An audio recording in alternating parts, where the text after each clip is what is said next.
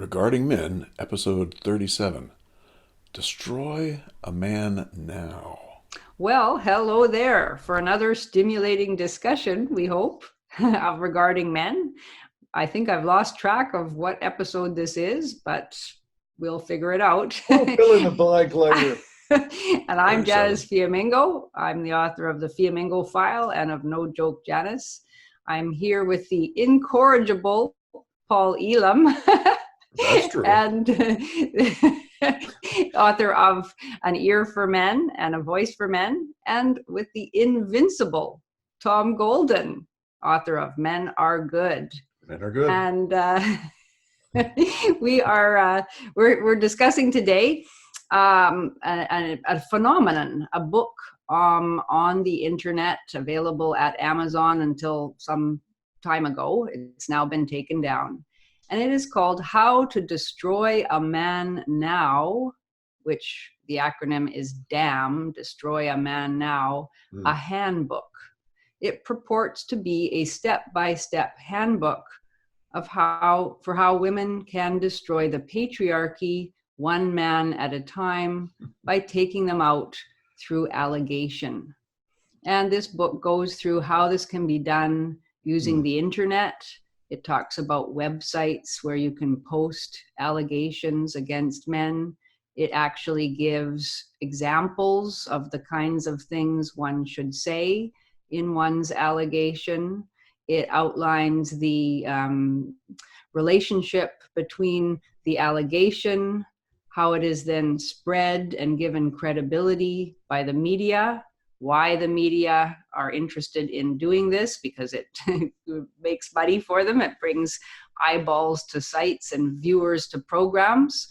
And it makes clear then the relationship between the accuser, the media, and authority figures, whether those authority figures are in universities, whether they are employers in various companies and businesses, or whether they are actually law enforcement agents. And it talks about how the media's willing replication of these allegations, how that can go on under cover of not verifying the information, but simply reporting what has been alleged, which then produces a kind of chain effect whereby more accusers come forward.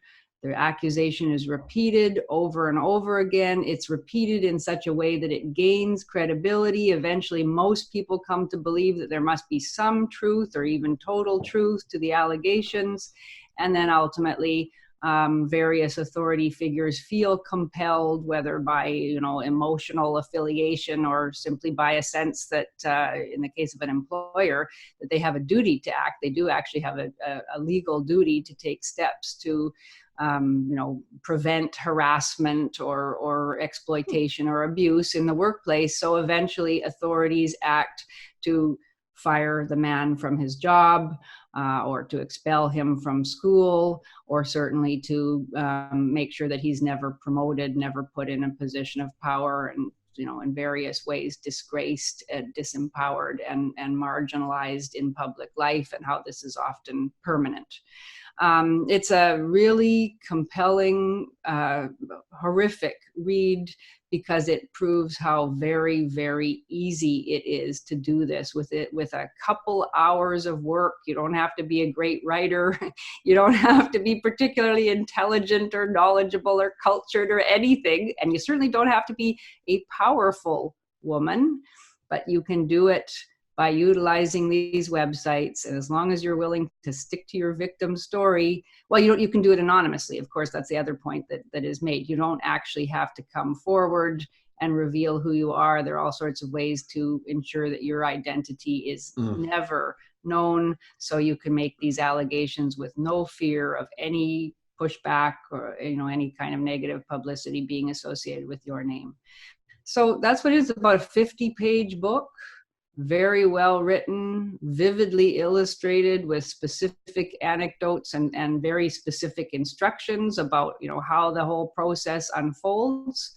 It's received a lot of negative reviews on Amazon because it is so horrifying in its revelation.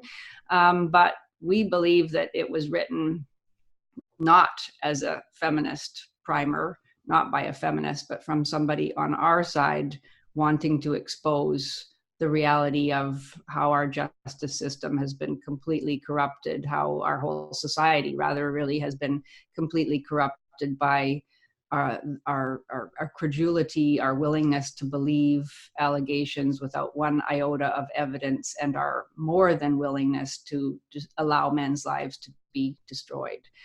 We just learned that the book is now no longer available. We don't know why exactly, but we feel that that's really too bad, because it's a book that we think every man should read. So, guys, what do you think about that? Indeed, every man should read it, and it's. I've been studying false accusation for a while, and this book taught me some things, that I really had never kind of put together. I mean, it also was redundant in the sense that I knew some of it, but daggone, this was a well put together book and a thoughtful book. And Angela, who was the Angela C., if you're out there and you're an MRA, contact us on the Regarding Men contact page and let us know who you are, and we'll go from there. But geez, Especially if your name is Angelo. I found the book quite possible. Very, very helpful. And I see it as a handbook for relational aggression, because really the book is taking relational aggression and putting it into practice so people can see exactly what it is.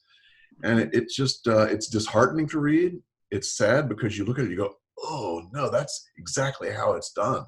The thing that got me was the whole, the interplay of the three parts. The author took three parts. First part was the allegation itself, which he stressed needs no evidence.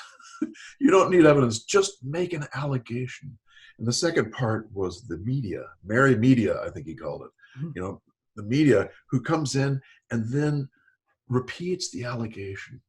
And then the media repeats that first media's allegation. And so it becomes like a storm of allegations. And everyone goes, well, I hear this all over the place. This must be true. Mm-hmm. And then it's pushed to the next step, which is the authority figure, the authorities, and whether it's the police or academies or legislators or whoever, and then how those three interact. I mean, the book is really fascinating, and it's just really sad that the daggone thing can't be read anymore. Mm-hmm. Well, we do have a PDF copy of it that might turn up in a link on A Voice for Men. You might even below this discussion, because at this point it's been taking off, and if the author contacts me at A Voice for Men and requests that I do not distribute this book via PDF, of course I'll remove it. But in the meantime, I'm comfortable with go ahead and putting it up. Janice was saying earlier that you didn't have to have great intelligence to do this, that you didn't have to have polish or culture or really much of anything going for you.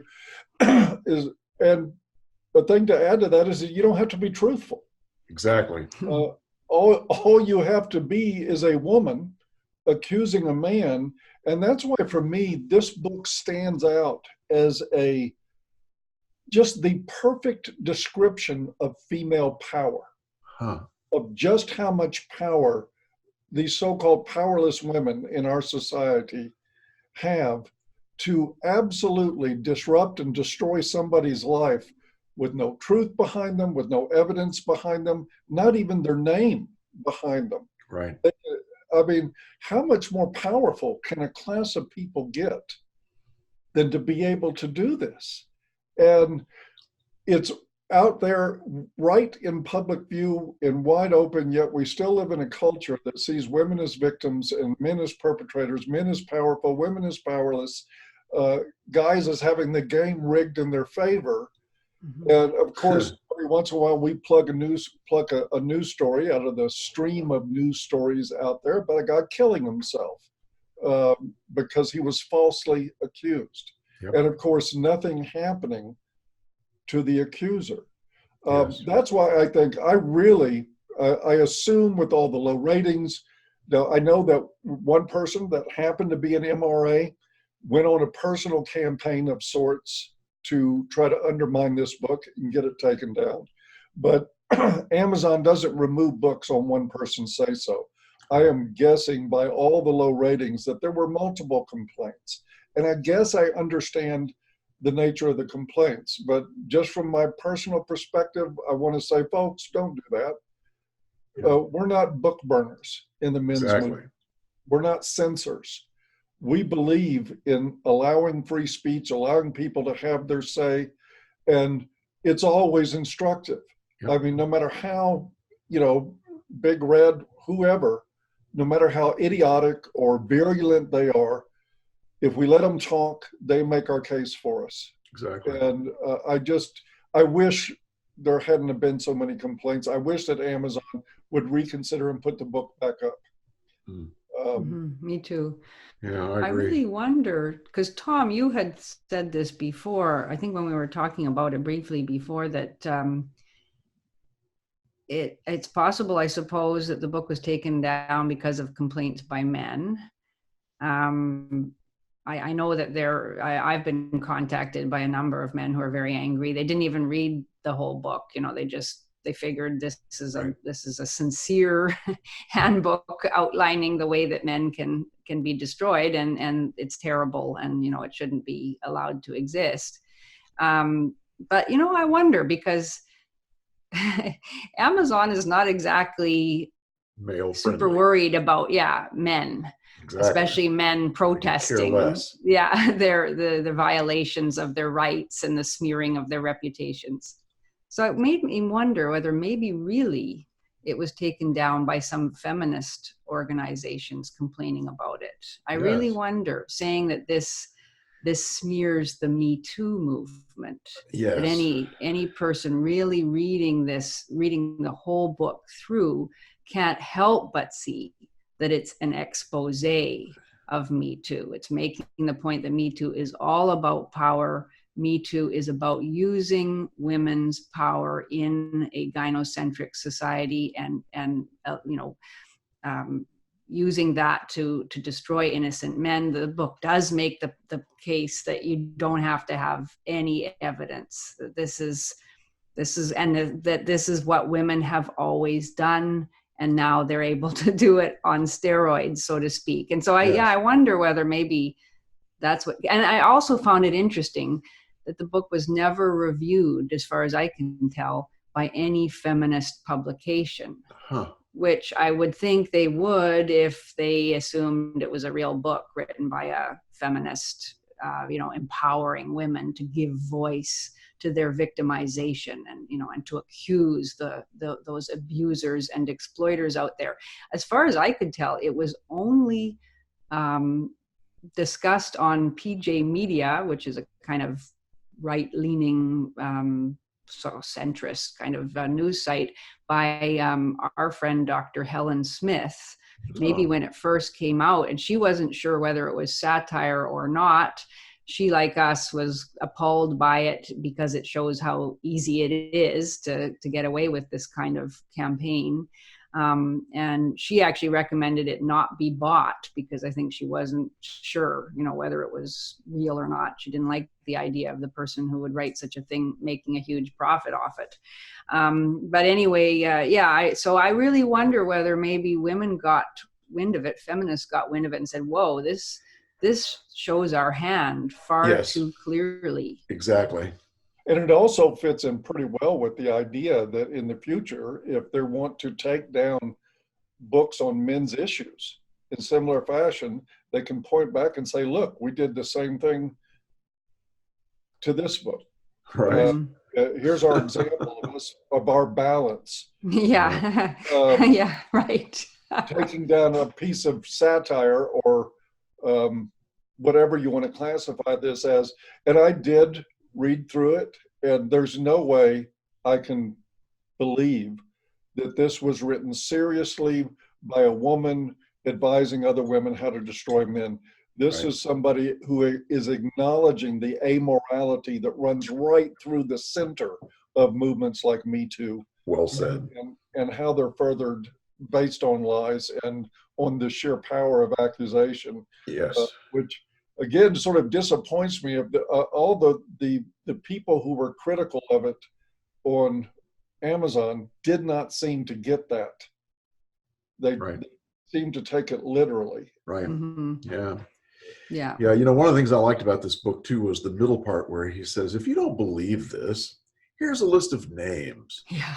And he listed like 40 men with Yeah. not just their names, but with a little description of what had happened to them. Mm-hmm. And I would keep reading and reading and going, holy shit, that's right. Holy shit, that's right. Over and over again. Yeah. It's very convincing. You go, Mm-hmm. oh man, because there's no evidence for any of this. Mm-hmm. None of it. And they're all fired or thrown out or whatever. And he made another point, or she made another point. Like he. Yeah, I'll go with that. He made another really important point, and that was not only are they destroying the man and his job and his life, they're destroying his health. Because men who this happens to, their health just deteriorates. So it literally is how to destroy a man. Mm-hmm. Oh, man.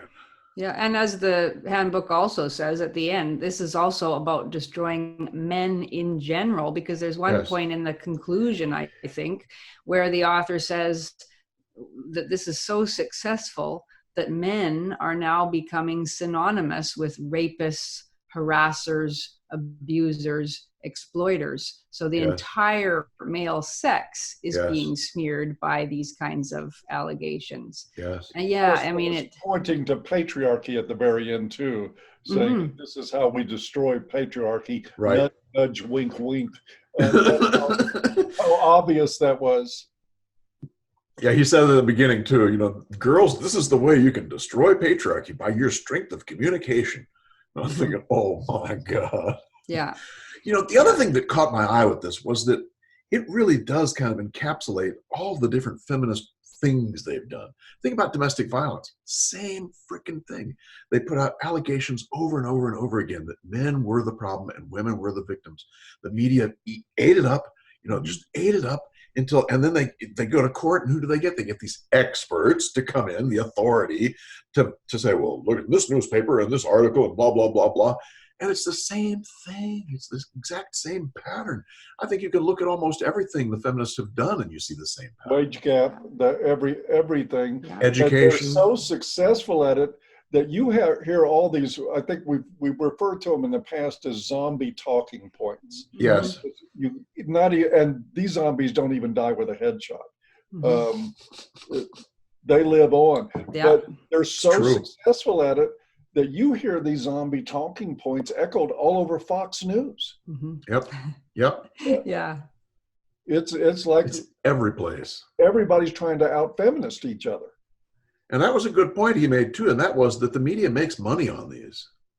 Because this sells papers and it sells ads on TV. People want this stuff. If it bleeds, it leads. They want this stuff. They want to hear about the gossip and the allegations and the rapes and the thises and the that's. So it's like a little team, you know? Yeah. It's a team, the people who make the allegation and the media team that comes in and froths things up. It's disgusting. And it's why they mock men like Mike Pence for the standards that he sets in his life, because they they would rather keep men embarrassed or ashamed out of protecting themselves. So when people start talking about, well, okay, I'm not going to be caught alone with women or without my wife there, or in a non-business setting, I'm just not going to be around them. There's all kinds of condemnation in the media of those guys, because that sort of philosophy, that sort of lifestyle cuts into media profits. Yes. It does. They'll never have a big scandal about Mike Pence sexually. It just won't happen. Yep, that's right. Yeah. As much as they'll try. Yeah. They may try, but he's stick. Yep. Yeah. And I think the book is really excellent too, in the way that it, while talking about destroying patriarchy and pretending that it's offering advice, it makes it very clear that patriarchy, it contains the seeds of its own destruction. At least it contains the seeds of the destruction of men right within it. And we've talked about this in terms of our critiques of chivalry and gynocentrism and male disposability and everything else. This book talks about that there is right there at the center of patriarchy, the benevolent patriarchal authority figure who rides in to protect the damsels in distress. And the author, often says, patriarchy, no matter how much power we actually have now, patriarchy continues to regard us girls as damsels in distress. So we get to use the power that we have, and we get to pretend that we have no power all at the same time. It's true. And isn't it a nice little gig? And he, the author makes it very clear when he talks about what is needed, first of all, is a victim. Who is a victim? It's not a man. So this doesn't work in reverse. And he says, imagine a man walking into a police station and asking for a restraining order against a woman. What's going to be the reaction? Ha, ha, ha. Patriarchy laughs at men who complain about being abused, or men who have been victimized in some way by a woman, or by other men, indeed, so that's his point too, that this is woman's power. It has been there from the beginning. It's something instinctively known by women. As the point you've made, Tom, this goes back to the playground. The book also mentions that. This is how little girls, they don't even have to be trained into it. So anybody who's worried that this book is going to teach women how to do this, they already know how to do it. They know how to do it through relational aggression. This is all about gossip. This is all about accusing, using networks of communication. It's as old as civilization itself, and it has always worked. And now it's working in at an accelerated pace because of social media. But to pretend that this is something that is somehow, not right there in the structure of our society is to miss something really crucial about the kind of culture we've built here in the West. Yeah. And you see it in some of the comments to the book reviews there, say, oh, you're going to give women these terrible ideas. And I'm like, are you kidding me? You scream those terrible ideas at women from the time they're born and can understand language. We are broadcasting those terrible ideas as a matter of our culture. It's like, man, how naive do some of these guys think women are? You don't need to scream them. Women get it already. The research I'll never forget of these 1.5 to 2-year-olds. They put up a barrier between mom and the toddler, right? And the boys would all go up and shake the barrier and push it and hit it and kick it and whatever, trying to get to mom. The girls would lay down and cry. It says it right there, It says it right there. Yeah. But Tom, don't you know that boys and girls are the same? We all all social conditioning. All the same, Paul. Yes, absolutely. All the same. I'm so shocked that you didn't know that. Oh, God. It reminds me of a talk that the Canadian Association for Equality hosted, where a father stood up and said that his son came home from school at age 5 or 6, saying that a girl had shouted at him on the playground, "I can hit you and you can't hit me back." Yep. They know it. They know it, and they use it. Yeah. And this is women knowing that and using it too. In accordance with this, what was said in this book, there's a lot of truth in there. This is whatever we want to call patriarchy, whatever system we think we've actually established about roles for men and women, that involves enabling this stuff. Yes. From the time they're born. And protecting women and holding men accountable. Self-defeating element. I don't want to call it patriarchy. I would just say that the expectations and the system that we've wrapped around sex in this culture, it fosters the self-destruction of men. Yes. And for us to live by rules that hurt us. And that's a part of hierarchy. Yes. Hierarchy is supposed to destroy weak men and lift the strong ones up. And so this is just a part of that, it's culling of the male tribe. But there is a glitch in the code, because what we see in this hierarchy is that men can elevate by destroying themselves. Yes. And by destroying other men. That's a good point. Weakening the whole masculine side of this table completely, Yes. they can elevate themselves. Yes. And there is a glitch in the code. I think the book has it exactly right. Yeah. There's an element of patriarchy, or whatever you want to call it, that's about a bullet to the foot. Yep. And yeah. But is it a glitch, really? I mean, if you look at society in the most kind of biologically determinist way, and imagine that it's in women's interest to destroy a lot of men, and to have men destroy other men, so that there's only a few men left. Society can go on in that way. Yeah. The strongest ones. It's barbaric, but it has a kind of biological substratum of reality to it. And yeah, I mean, you know, maybe deep in our psychobiological programming on the part of both men and women, there is a kind of desire for men to be motivated by women to destroy other men. Yes. That's hierarchy. There it is. Yeah, it's pretty sucks to be us. It sucks to be us. Speaking of which, who gets the PUTA for this? I say we give the PUTA to relational aggression. That should cover somewhere in the neighborhood of 4.5 billion women. I don't know if we've got that many PUTAs to hand out, but we just give the whole idea of relational aggression, which does not get near enough attention in our understanding of violence and aggression in the human species. It's camouflaged. Almost totally ignored. It's camouflaged, man. People cannot see it. And it's really the only way that this kind of thing that the book is talking about could even begin to be combated. Because I know there are wonderful books out there by, you know, like Vox Day had one about SJWs always lie. He starts in that book with somebody getting a call to the HR, you know, and he's been accused of something, and, you know, how do you respond? And then there's guys like John Davis who've written a number of books, you know, how to avoid false allegations of rape, giving kind of a handbook step by step. But they all, even Mike Pence, you know, they all avoid attempts to protect oneself.